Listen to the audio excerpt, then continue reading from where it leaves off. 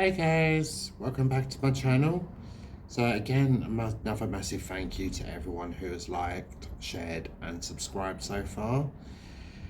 Um, so I just want to put a little disclaimer out before I start today's case. I don't usually do disclaimers, mainly because obviously when you come into a true crime channel, you know what you're expecting. You're expecting obviously things are going to be in bad taste. You are going to be expecting things that are not going to be easy to digest and easy to hear. But today's case is one of those I just have to obviously point out that there are going to be things that really are going to upset a lot of people. Um, Understandably so, anything that's to do with child murder or child sex offences are going to evoke a lot of emotions. So I don't want to insult anyone who has gone through anything of this experience. So if you get to this part of the video and you feel like you can't watch anymore, then just absolutely feel free to turn off. Like I said, obviously the last thing I want to do is bring up anyone's or invoke anyone's past traumas or traumas that they're still dealing with. So obviously I spoke last week briefly in my case last week about the reasons why I was doing these particular cases, and again I just want to point out, so a couple of years ago a doctor by the name of Alan Walker, who released the book The Long Dark Shadow, and they spoke about wanting us to refer to paedophiles as maps, and this caused many paedophile, like pro-paedophile groups to stand up and still lobby governments. Obviously this sort of thing has been going on since the 1960s, maybe even before, but they basically lobbying governments to make child and adult relationships something that's perfectly legal, because they see their attraction as no different to my attractions, your attractions, and the fact that they want the letters MAPS added to LGBT. And I just want to point out, obviously it will never happen, but these cases are to highlight why this would never happen. The person I'm going to be talking about today is Peter Scully. So you may have seen a couple of other YouTubers that have done cases on, or done their stories on Peter Scully. The reason is just because he's the worst of the worst. He's the most vile human being you'll ever have the misfortune to read about. So without further ado, I'm just going to jump into the story. So Peter Scully, he was born the 19th of January 1963 in Melbourne, Australia, and this is where he actually met his wife, and they went on to have 2 children. His neighbours at this particular time described him as a really dodgy character, and that he was just completely money orientated. So when interviewed, Peter has said that growing up he was sexually abused by a priest. So this particular thing, I can't really find any evidence whether that was the case or not. It could be his way of trying to explain his own actions. One that I don't really buy, mainly because a lot of people who go through that, a lot of people who are abused as children, they recognise how reprehensible and wrong it is, and they would never want to bestow any of those sort of feelings, any sort of that kind of trauma. They wouldn't want to invoke that onto anyone else. Obviously a small minority it can happen, but the vast majority it's not something that they would go on to do, in my opinion anyway. I could be wrong.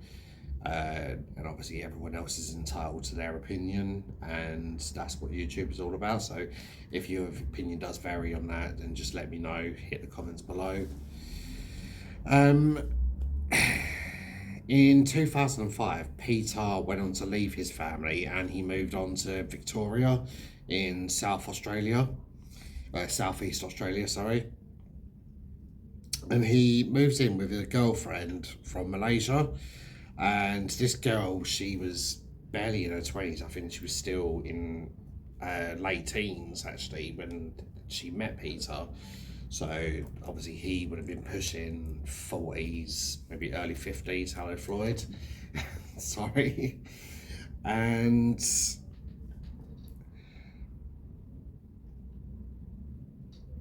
this girl's name was Ling, and Peter, he instantly sets up an online escort agency, and he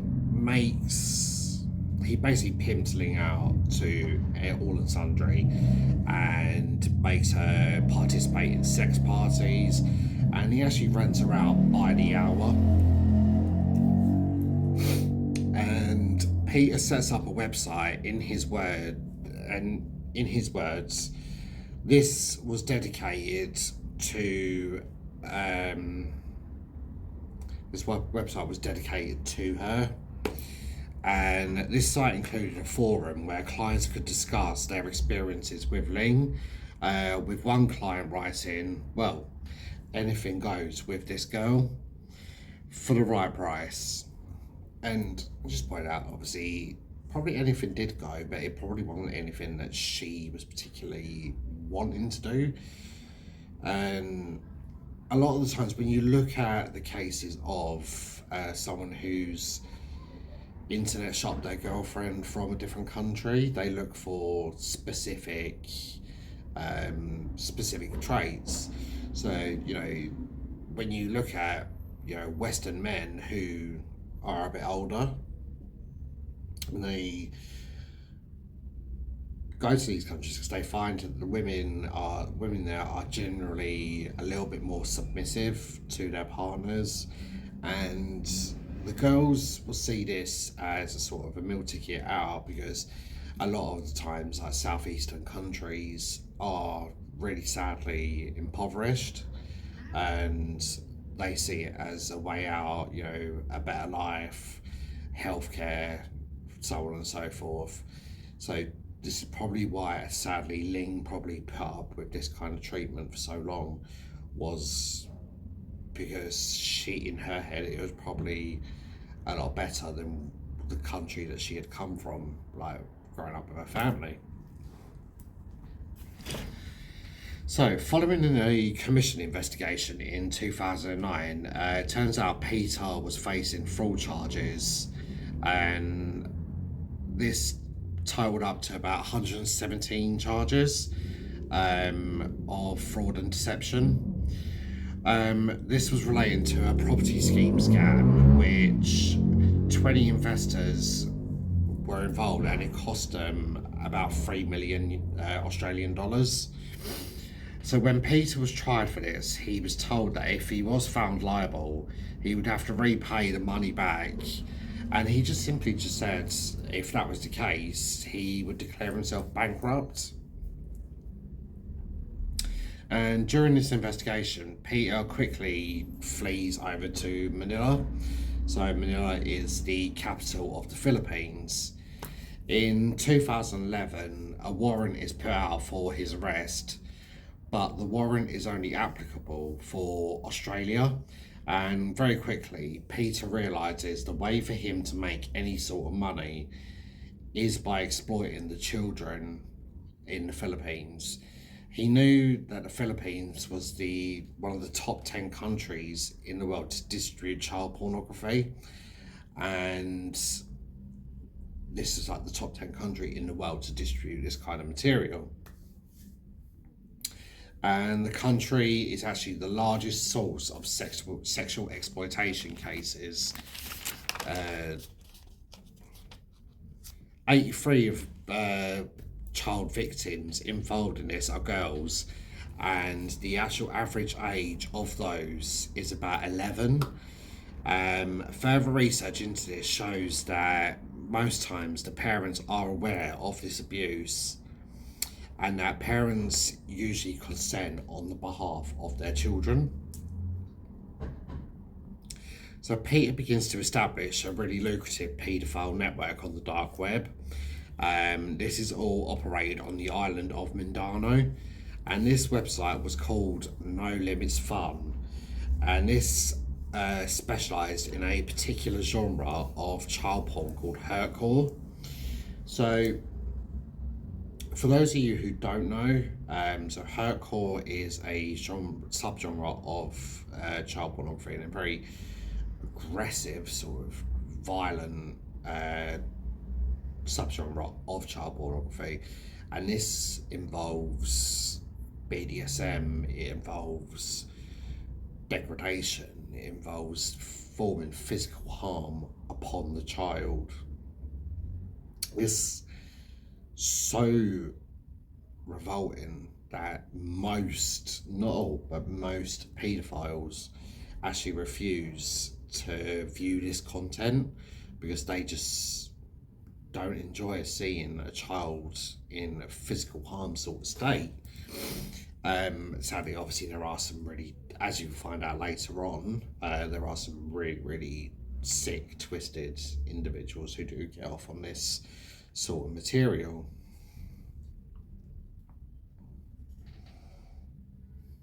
So Peter operated his website under pseudonyms such as Peter Riddle and Peter Russell, and this was just obviously his attempt to hide his identity, as his website was used to live stream children being tortured and sexually abused as per request of the other viewers.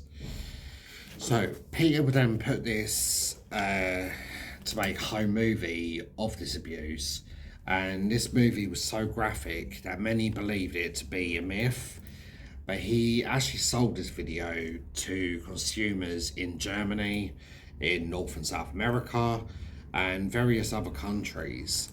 And Peter was aided by two accomplices to solicit children, his living partner, Carme and Alverez, and Liezyl Margello Castana. So Liezyl herself, she had been trafficked as a child, but rather than keeping her away from this sort of life, she knew what treatment she went through as a child. She knows what the treatment that other children went through. She kind of realised that obviously this was a way for her to make a quick buck, and this is what obviously led her to be involved with Peter. So Carme met Peter when she was working as a prostitute, aged just 14, and he took her in as his living girlfriend. And Peter would also procure victims by promising the parents he could get the children into work or education so that they would be financially more stable. So in 2014, Peter and Carme lured two girls. These were cousins, they called Daisy and Queenie, and they were aged either just 9 and 12 years old. And this was the promise of food and money and obviously healthcare providing. Upon arrival, Peter had supplied the girls with alcohol, and the girls had to refer as Carme as Mistress Scully. So she forced them to film sex acts upon each other. And while Peter obviously filmed them, and at one point the girls escaped. However, Peter brings them back and additionalizes their trauma by forcing them to dig their own graves in the basement. And he filmed them and was still filming them, and he threatens to bury them if they try to escape one more time. So he held them captive for about 5 days in his bedroom, naked and chained up with dog collars. And it's reported that Carme took pity on the girls and eventually let them escape. And these girls obviously ran home and tell their families of the ordeal. And the families obviously went to the police, and the local court then orders Peter's arrest in the November of 2014, and they also arrest Carme and Liezyl. So police then had to view the footage, and all three featured in the videos naked and wearing masks. So that was obviously Liezyl, Carme and Peter. So obviously I mentioned before about the most infamous of these videos, which was a series called Daisy's Destruction. And clients would pay up to £10,000 to watch on a pay-per-view basis. So, as stated, like many people, they believed that this video was a myth, but sadly, it did exist. So this video was Peter's highest grossing production, and Daisy's Destruction featured sexual abuse, rape and torture of 3 girls. So again, I'm just going to post a warning here. What features in this video is some of the most depraved, sickening stuff that I've ever read about. You know, there is some people that refuse to watch films like Hostel because for them it's a reality that they know that that's how some people actually have their lives ended in the world, where it's live streamed or, you know, someone pays to murder them. And this video is very similar along them lines. It's just obviously sadly involving three children, 3 really young innocent children. So one of the girls so yeah, the torture of 3 girls. So this was 12-year-old Liezyl, 11-year-old Cindy and an 18-month-old Barbie. 18 months old. So the abuse was carried out by Peter, Carme and Liezyl, with Liezyl in particular committing the most terrible acts under instruction of Peter. So one of the girls, she was filmed hung by her ankles and was beaten on the hands and feet. She was doused in hot wax. And she screamed and cried as she was raped. She had a lighter held against her. Barbed wire was used on her, and she was even submerged into a water tank and tortured. She was tortured using sex aids. So obviously the most notorious and depraved parts of this video featured 18-month-old Barbie. So she's actually referred to as Daisy in the film, so obviously where the title, Daisy's Destruction.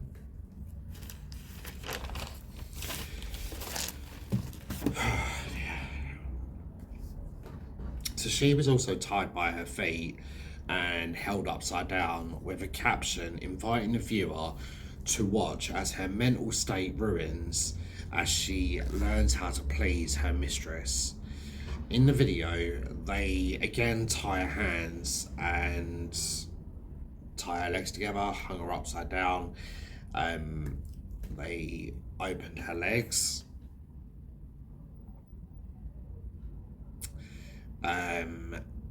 And duct tape was put across her mouth, obviously to muffle her screaming and her crying. I do apologise about that. Unfortunately, I do live on a busy high street, so obviously you are going to hear sirens, horns bibbing, because fortunately it seems like people don't know how to drive around here. So, where was I? So, yeah, they beat her with a belt and they burned her, sexually assaulting her, and then Liezyl actually poured hot wax onto the little girl's private parts. this video's notoriety released, this reached the law enforcement's, and the Filipino police chief said that this was the worst he had encountered in his years campaigning against child pornography.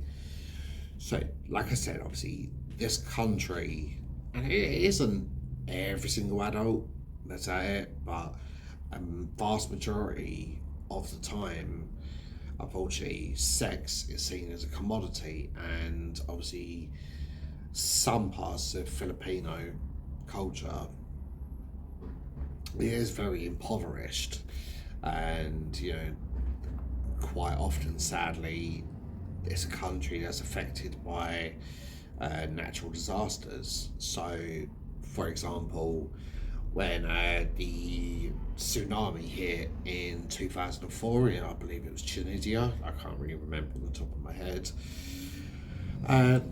Some of the first people that arrived on site were paedophiles, because they knew that by going over, they would able to infiltrate with parents that were in desperate help, and they could hand over a large sum of money to pure children, just so the parents could afford to feed other members of their family, or afford a roof over their head for however long they needed, all at the expense of these children. And the paedophile going to desperate measures. The word I'm looking for is gone. Going to lengthy measures, sorry, not desperate, lengthy measures to pose as a volunteer of some sorts to help them out, but in reality they're just a predator going in for their easy prey.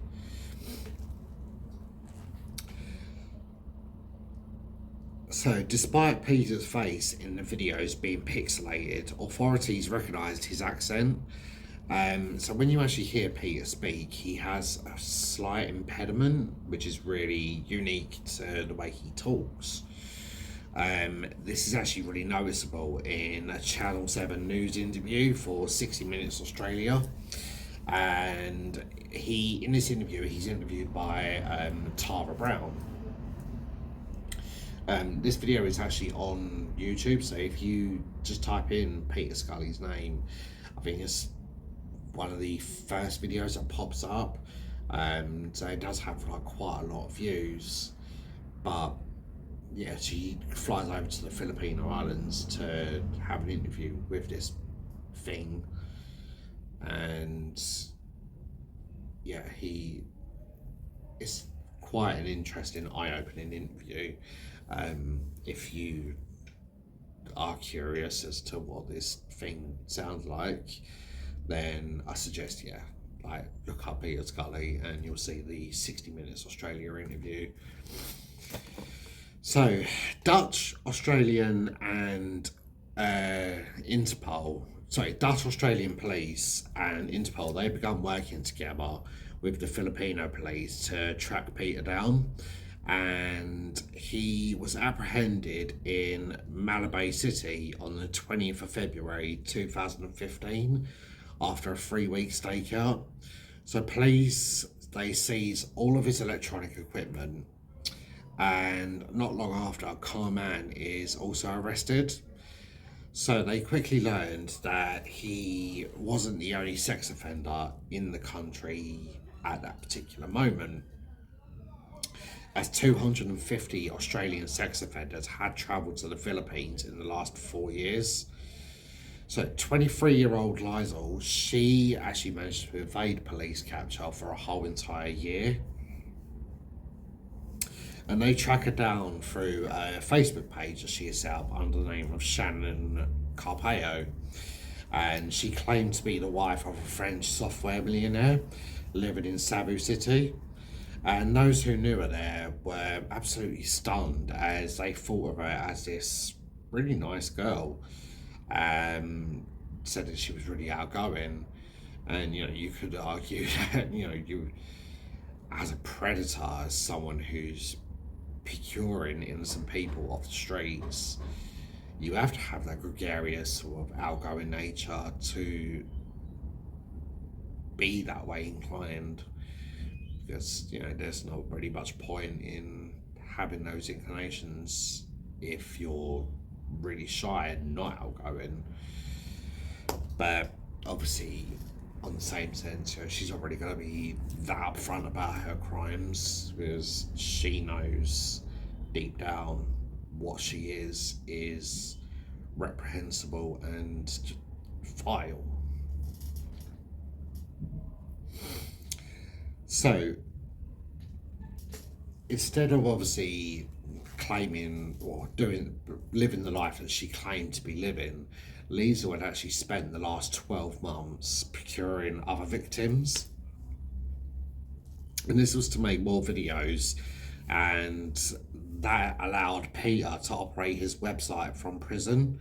So Liezyl was finally arrested on the 25th of January 2017, and she's remanded in custody.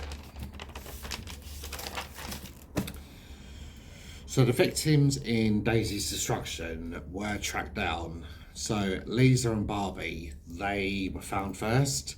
Unfortunately, 18-month-old Barbie, she had suffered permanent physical injuries and just obviously the most terrible psychological trauma. And after hearing what she'd been through, I mean, that's only a small portion of what that little girl went through. So obviously there's a lot of information that they didn't talk about, that hasn't been released about this video. But this permanent physical injuries, it has actually left this little girl permanently infertile. So Liezyl confessed what had happened to Cindy, saying that Peter had filmed a part of the video in which he raped and tortured Cindy, and then he forced her to dig her own grave and strangled her with a rope and buried her under the kitchen. So not only was he making the most violent, degrading, disgusting torture film, he was also making a snuff movie involving a child. So obviously, for those of you who don't know what a snuff film is, it's what I've just described, where they film a sexual act upon a victim and then film their murder.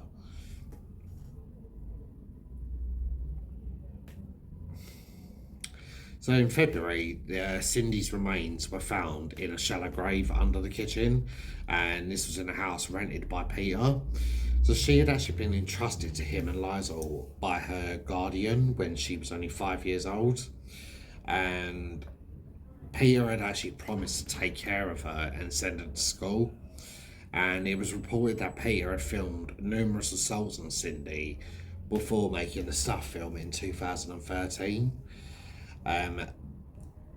Again, if you got this far, I commend you for sticking with this video. Just another warning to go out. It's a little bit further what this thing done to this girl. So when they found her body find her remains under the kitchen, they found that Peter had inserted a knife into this little girl's anus.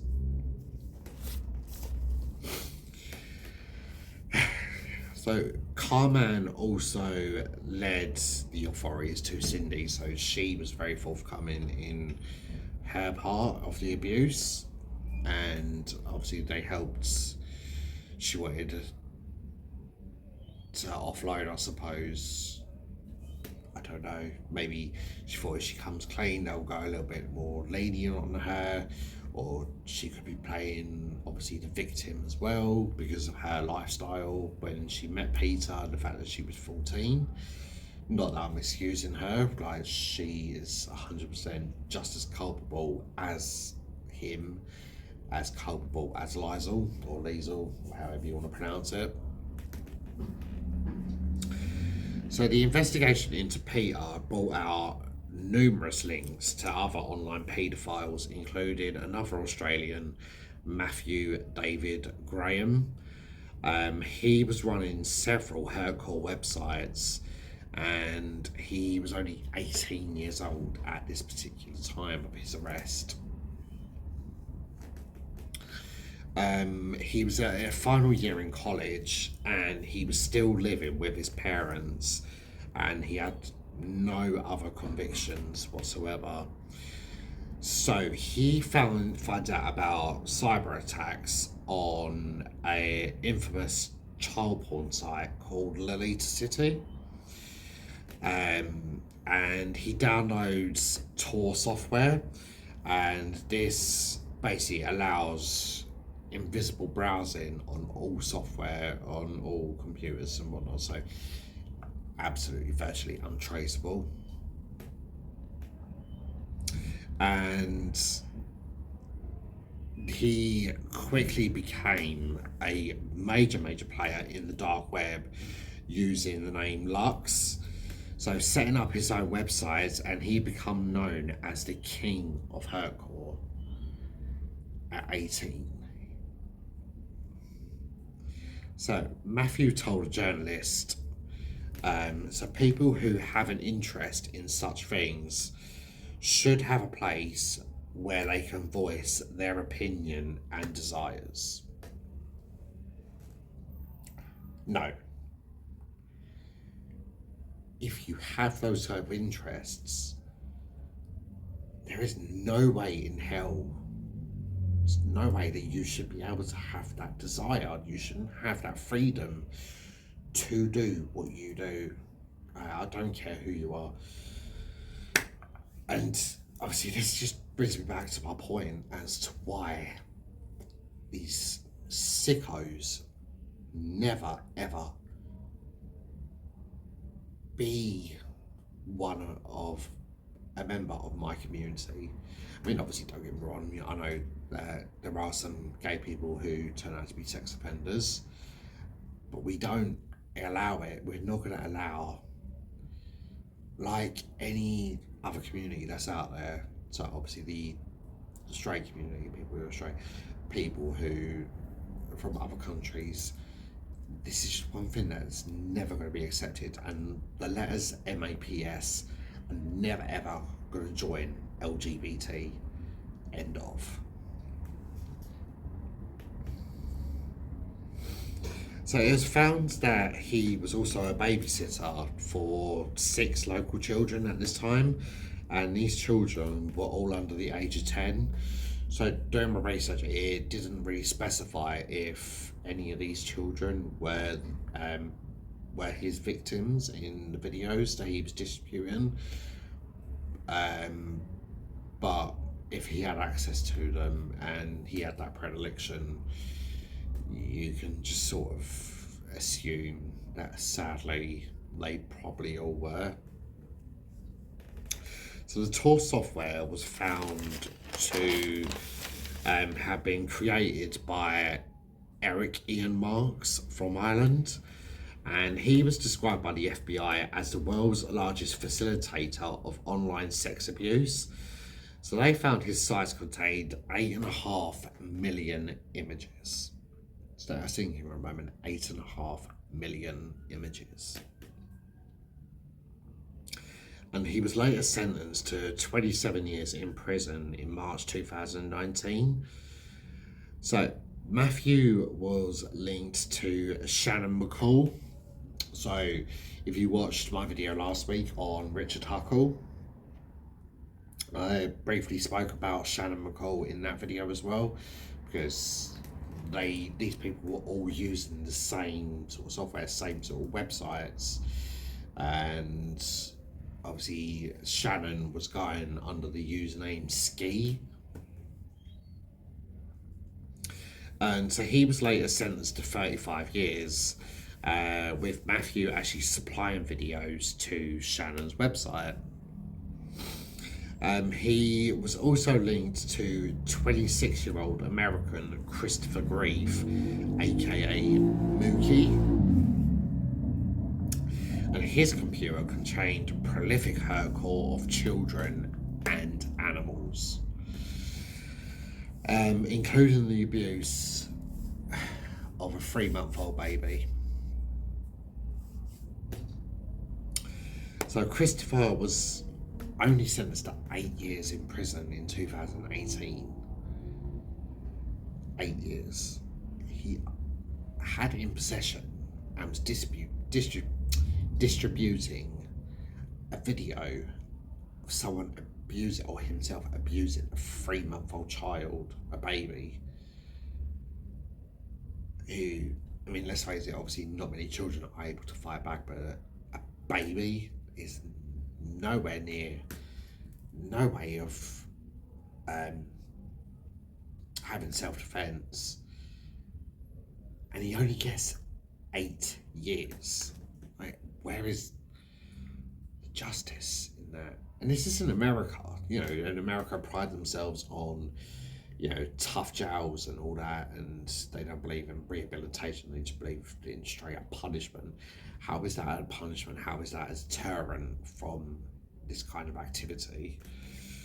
I can just only hope, while he's still incarcerated, that he ends up accidentally sharing a cell with someone who's not a nonce. Sorry, I probably can't, not supposed to use that word on here apparently, but I don't really give a shit. It's my channel. I'm kind of really struggling with this case, guys. I don't know if you could tell, but this is probably the most sickest stuff that I've read in a long time. And like I said, I'm quite long in the tooth with some of the films that I have watched that I know are not real, but I know that this sort of stuff can happen in the world. But the fact that obviously this is real life, and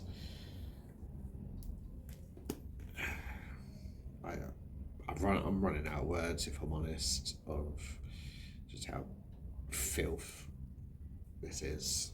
But I've started, I'm going to continue, I'm going to get to the end of this video. So a link was then made to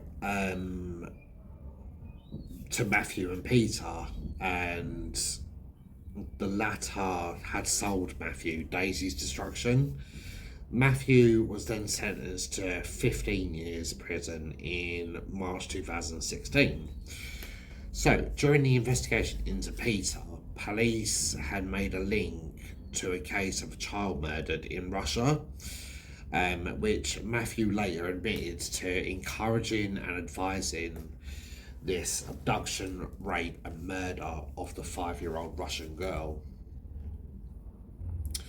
So looking at the evidence against him, they could see that Peter had at least abused 75 children, 69 charges relating to the content, and the other charges relating to cyber crimes and human trafficking. And despite reportedly being remorseful, so apparently he sat there and cried in the dark and said how sorry he was, he pled not guilty to every single charge that was against him. So this led to a lengthy trial, and 8 of Peter's victims, they were actually held in witness protection. Peter's trial in the Philippines began in September 2016 and brought over with some other players in this abuse. They were probably possessed the Daisy's destruction video and were caught for that. It didn't really go into much else of what these guys were in court for. So these included a German man, Christian Rusch, Filipinos, Alexander Lau and Felipe Chi, and Brazilian Haniel Kittens Dia Oliveira. And during the hearings, Peter was seen just laughing and joking, His first 6 charges relating to the 2014 abuse and abduction of the cousins. It was discovered that Peter's legal fees were being paid for by the Australian taxpayer, and it was discussed during the trial the possibility of bringing back the capital punishment for Peter, and capital punishment in the Philippines was abolished in 2006. The prosecution at this time suffers a huge setback when the evidence room is actually set on fire. So it's discussed with the possibility, because obviously the money that Peter had stashed away from this abuse, that he had somehow managed to pay someone to burn all the evidence, because unfortunately, as much good as the police can do, there are some obviously officers who are very corrupt. So despite this, on the 13th of June 2018, he was convicted of just one charge.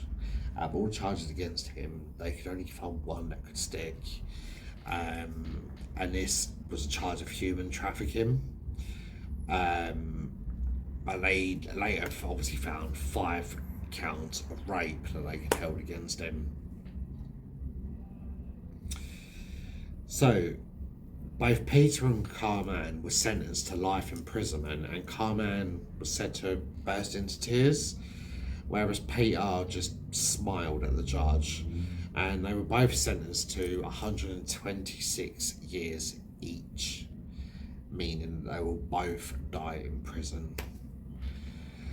Liezyl later was also sentenced to the same, and they were ordered to pay their victims 5 million pesos, pesos being the Filipino currency. In November 2022, so not that long ago, like just over a year ago, Peter was sentenced to an additional 129 years. It didn't say what the charges were for, but obviously we all know what the charges were for. So Peter and his sister, they both went on to complain about the conditions of the prison where he's being held. I mean, I really don't understand why the sister's getting involved. So it's sticking up for a predator brother, but you know, family's got to do, I suppose. But if that was someone in my family, I would deny their existence, quite frankly.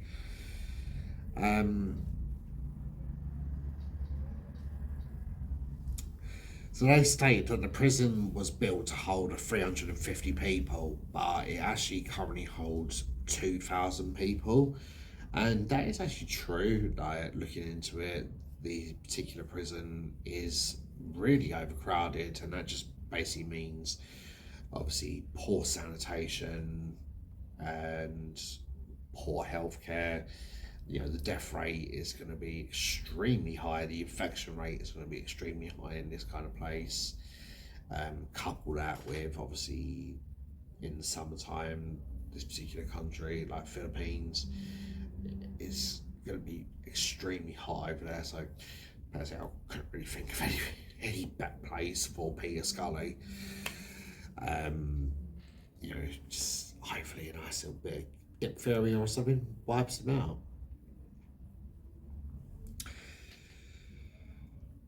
So Peter added that he actually should be entitled, and that's the operative word here, he feels he's entitled to special treatment and has asked for fresh beef, pork and chicken daily, and has also demanded the access to a mobile phone. In his 60 Minutes interview with Tara Brown that I spoke about briefly earlier, he said about the possibility of releasing a book, and this book was being put together by little transcripts of a manual or something that he had written, or a diary that he was keeping, and it would come together in a really long book on his life. Tara went on to say, during our breaks of the interview, she found him really smug and arrogant. So that is really the end of Peter Scully's story. But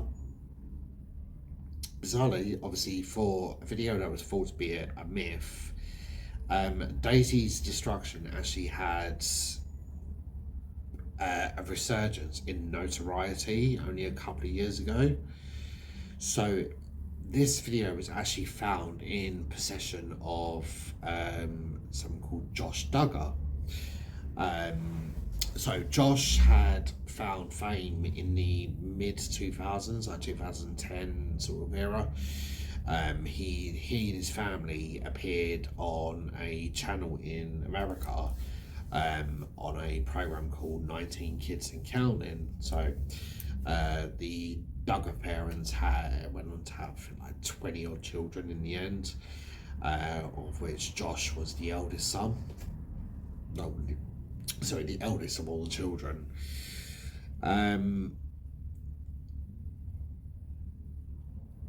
So he was actually arrested in 2021 for child porn offences, and obviously during this investigation they found him in possession of Daisy's destruction. Even though obviously some sources, they state that he just attempted to download the video, but obviously a majority of the sources that I could find say that he was in possession of it. So I'm kind of going with that, but obviously if I'm wrong, again, feel free to point it out. But I feel that I just need to go with more the majority vote and the majority of what people were saying on these reports rather than the minority. So despite obviously being arrested in 2021, it was actually a long time before that. So in 2015, allegations began to surface that between the ages of 12 and 15, he began molesting underage girls, including 4 of his sisters. He was then sentenced to 12 years imprisonment in May 2022. So that's the end of today's case, guys. I do want to thank you for sticking with it. I know it was a tough listen. Believe me, it was a tough one to research. Even now, just after that, reading all that, I feel a bit nauseated. I do apologise, obviously, for the graphic content, but if you come to, it's like I said, obviously, if you come to these sort of channels, you are going to find things that are distasteful, and I don't want to insult your intelligence, but at the same time, I don't want someone to stumble across this video and knowing that they've possibly gone through something that's a little bit similar, and it brings back a lot of emotions and a lot of trauma for that person. So with the disclaimer out at the beginning, it's your choice whether you watch it or not. So yep, massive thank you. I don't know if I will be doing a video next week, maybe because obviously it's going to be a bit of a busy time for me with my day job coming up for Christmas. So yeah, if I don't see you next week, have a lovely Christmas, stay safe, and I will see you guys soon. Take care.